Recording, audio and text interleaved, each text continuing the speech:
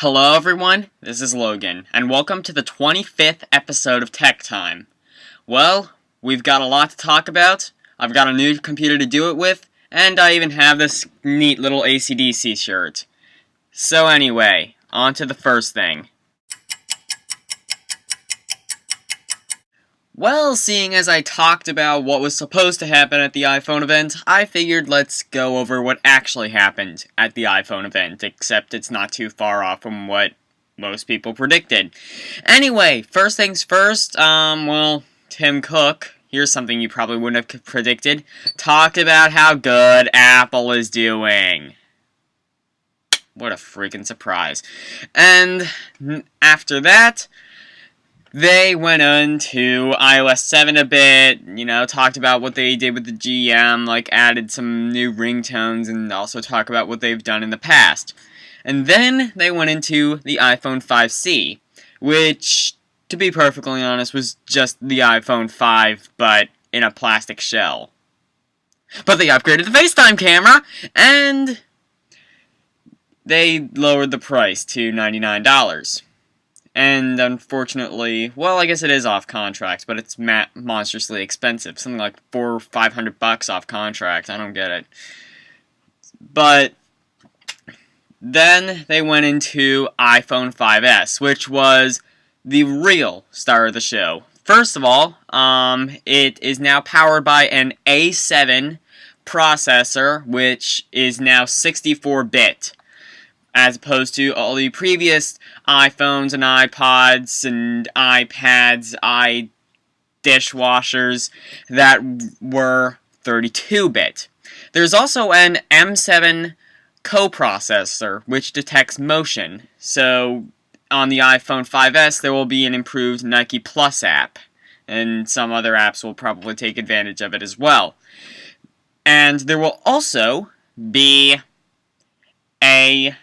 some improvements to the camera. So to start off with, they didn't really improve the actual camera, but what they did is they kind of I don't know, I think they just expanded the pixels or something like that, I don't know. But they did add some nice software features, like the ability to, actually I can demo it right here on my iPod, because there's a similar feature, just not quite as good.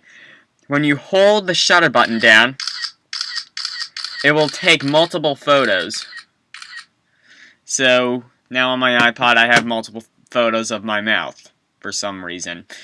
It also has slow motion video, which is nice. So, you can take video and then, it'll be slow motion.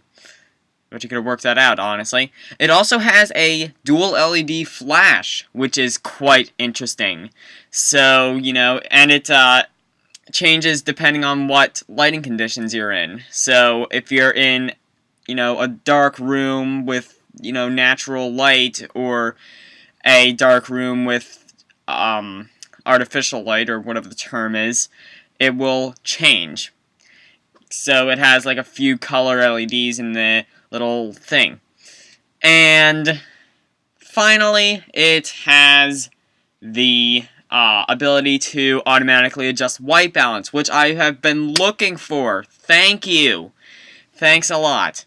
And finally, last but not least, for the iPhone 5S, there's a fingerprint sensor, which is pretty much what we all expected. You can unlock your iPhone with the fingerprint sensor, and you can also purchase apps with the fingerprint sensor. So it kind of eliminates the need of a passcode. I don't know if they are releasing an SDK that allows use of the fingerprint sensor, but it would be cool, because, think about it. You could log into Facebook just by scanning your finger, but if the SDK isn't released, then it will obviously be quite useless, because, I don't even keep a passcode on my device anyway. Well, actually, no, that would actually be kind of useful for me, because I wouldn't have to always input my password when I'm getting free applications. Sorry. Anyway, that's all. On to the next thing.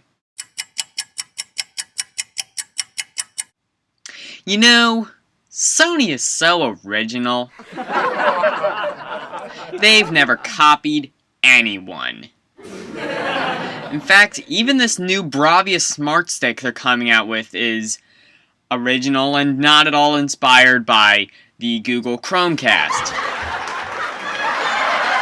Thank you. Thank you. Thank you. Thank you. I'm here till Thursday. Thank you. Thank you. But in all seriousness, this is a complete and utter copy of the Google Chromecast. So, it's called the Bravia Smart Stick, which the name alone makes it sound like it only works on Bravia televisions, which it probably doesn't. If it did, it would probably eat up all their sales.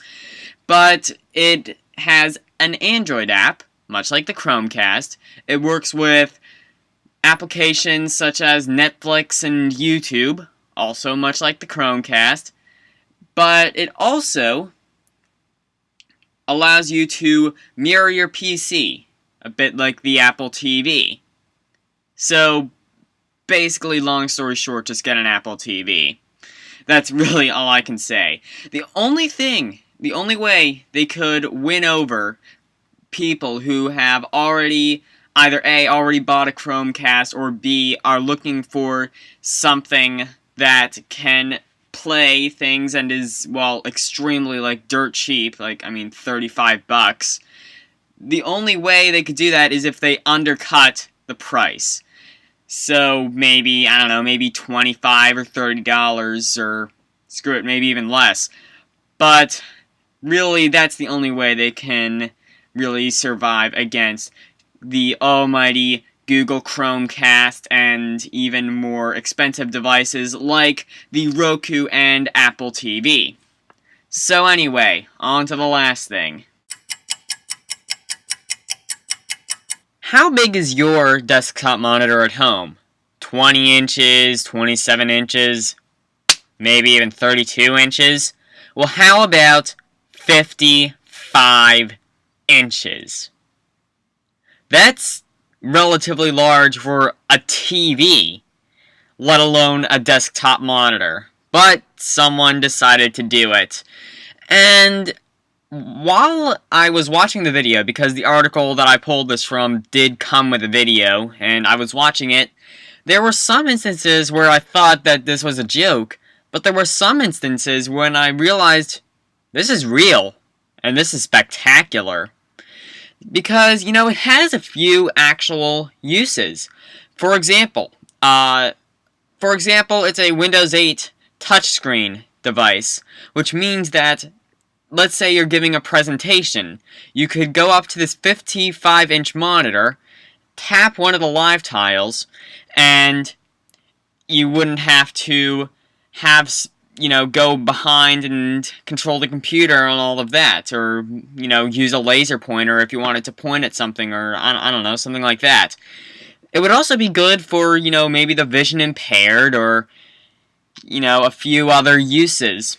So, I look forward to seeing this. Will it reach the general public? Who knows? If it does reach the general public, will it actually sell? God only knows. All I know is, it looks kind of cool, and I think I might get one. I'm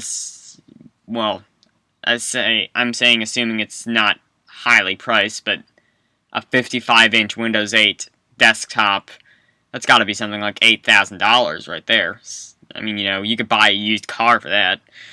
So, anyway, that's all for this week. Stay tuned for next week.